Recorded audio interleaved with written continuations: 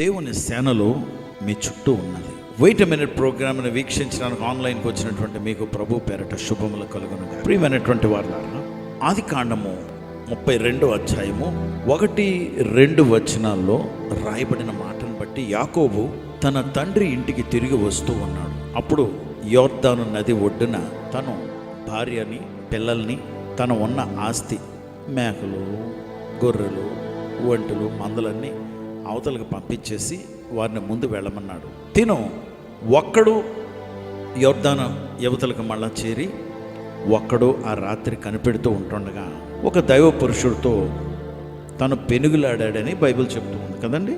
1-2 వచనాల్లో దేవదూతలను అక్కడ కలుసుకున్నాడని రాయబడ్డది. కనుక ఆ ప్రాంతానికి మహానాయిము అని పేరు పెట్టాడు. అంటే the camp of the angels. దేవదూతలు క్యాంప్, దేవదూతల సేన అక్కడ ఉందట. It's a camp of angels. 32వ అధ్యాయం కీర్తనలో 32వ అధ్యాయము 7వ వచనంలో దేవుని బిడ్డలారా, బైబిల్ ఏం చెప్తుందంటే, for those who fear the lord, దేవుని యందల భయము కలిగినటువంటి వారు చుట్టూ ఆయన దూతలు కావలుగా ఉన్నారు.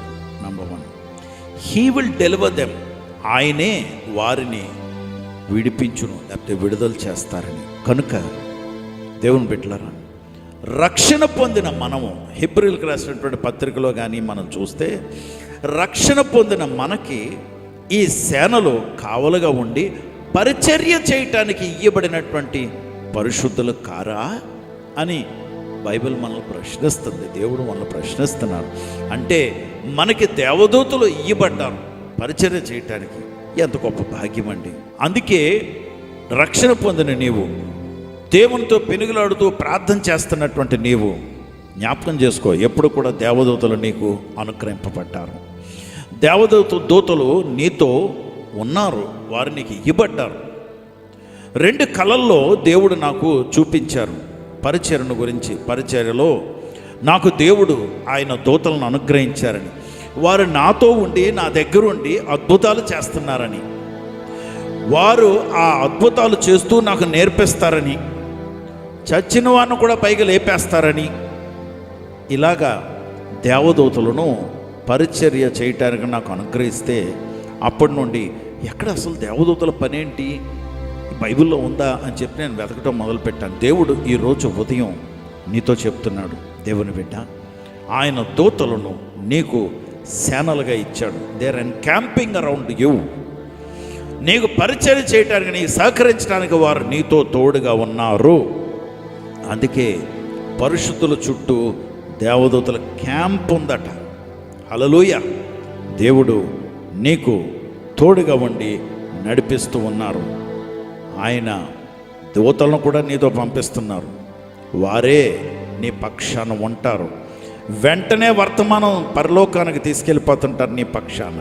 నువ్వు ప్రార్థన చేసేటప్పుడు ఆ వాక్యాన్ని నువ్వు కోట్ చేస్తే చాలు. ఆ వాక్యాన్ని మోసుకువెళ్ళి, ప్రభా ఇదిగో పలానా వ్యక్తి ప్రార్థన చేస్తూ ఈ వాక్యాన్ని కోట్ చేశారు, మరి జవాబు ఏమన్నా తీసుకువెళ్ళమంటారా అంటే, ఆ వాక్యం కోట్ చేశాడు కదా, తీసుకువెళ్ళిపో జవాబు అని వెంటనే తీసుకొస్తారు. నీ చుట్టూ దేవదూతలు పరిచర్య ఇంకా అధికమవునుగాక. పరిశుద్ధుడా ప్రభా, నీకు వందనాలు, స్తోత్రాలు. నీ కొరకు నీ బిడ్డల్ని ఆయుత్తపరచుకోండి, బలపరచండి. రక్షణ పొందినటువంటి బిడ్డలకి పరిచర్య చేయటానికి నువ్వు అనుగ్రహించినటువంటి దూతల కారా అని నువ్వు ప్రశ్నించినటువంటి ప్రశ్నను బట్టి నువ్వు దూతలని అనుగ్రహించావని మేము నమ్ముతూ ఉన్నాం. వారు మా చుట్టూ యాక్టివిటీని ఇంక్రీజ్ చేసి మాకు పరిచర్య చేతురు కాక. యేసు నామములో ప్రార్థించి వేడుకొంచున్నాం తండ్రి.